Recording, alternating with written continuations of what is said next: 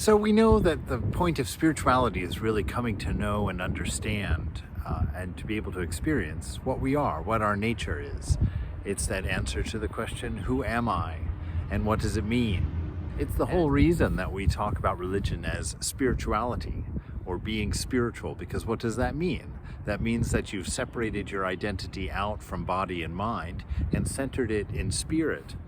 And I found it interesting. I was just glancing through the book of Galatians, which was a letter written to the church in Galatia by the Saint Paul of Jesus's fame. And he was writing about these things, and it was striking to me how they lined up exactly with that Vedantic principle. He says, "So I say, walk by the Spirit, and you will not gratify the desires of the flesh. For the flesh desires what is contrary to the Spirit, and the Spirit what is contrary to the flesh. They are in conflict with each other, so that you are not to do whatever you want. But if you are led by the Spirit, you are not under the law." This is quite wonderful. You know, this notion, it gives you the reason for these things. It's like, I always thought that the flesh and the Spirit were in opposition. Why would they have to be in opposition? We share a reality, you know, how can that possibly be? But when you understand that the reason that Paul is talking about a division like that is because your nature is infinite and immortal and hungerless and full of love, compassion, and that intelligence and existence. And that the existence of the body is limited in time, limited in space. There's a constant hunger and a constant thirst and a constant need. And it seeks by nature to take care of the particular and not the whole.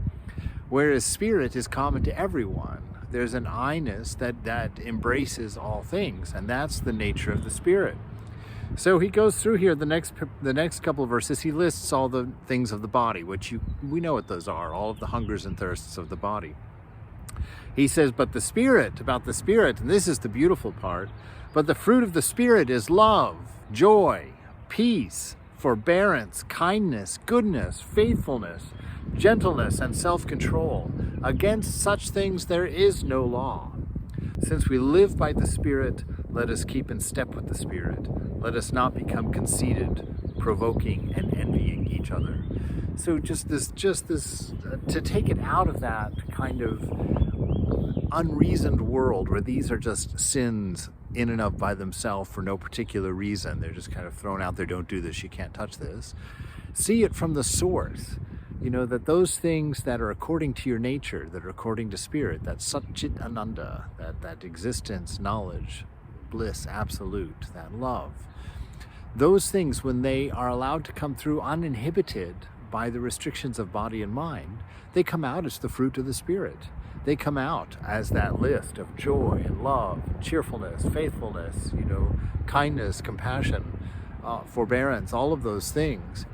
And when it goes through the filter of the body and mind, it becomes narrow, it becomes needy, it becomes small, it becomes restricted. So what controls the nozzle as it comes out? It's your identity. What do you think you are?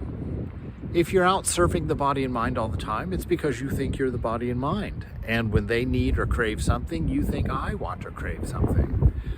But if you are identified with Spirit by that careful discernment of not paying attention to things which change within you, but finding that self that does not change within you, that self is the Spirit self. And in that Spirit self, if you live with that identity, you won't hear the desires calling of the body, you won't be perturbed by the limitations and the hungers that it causes, and you find that freedom. You find that freedom inside. The more that you serve the body and mind, the more attached to body and mind you become in your identity, and you can't break free. You can't identify with the infinite self. The body's going to go, and you'll suffer that going because you'll think it's you that's going. Whereas if you do the work and the discernment and the careful control of yourself so that you can see the pieces as they are and become objective in that perspective by not identifying with the particular, that's where the secret of spirituality is really set free. That's when you find out who you are, and that's when the game gets fun.